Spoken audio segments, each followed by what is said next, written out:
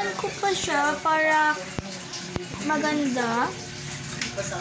So, this is recycling water ba? Mga recycling plastic. Apple yan guys, oh. Apple. Ito yung pinagdugtong ko lang yung wet ng ano. Ito yung ginamit niya, acrylic paint. Tapos ito, bote ng Mountain Dew. Tapos, inano ko lang siya, ginanon ko lang siya ng cutter para magmukhang dahon talaga. Apple. Ayan.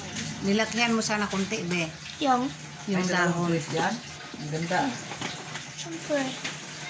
I-rate nyo to guys out of 10. Comment nyo.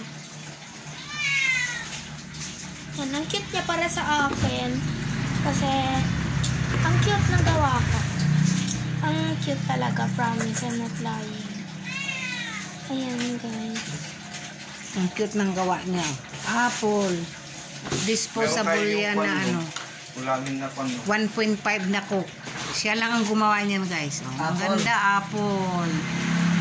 Ipapadry ko na lang to mama para ready para kunin ko na lang to bukas. Ayan. Tapos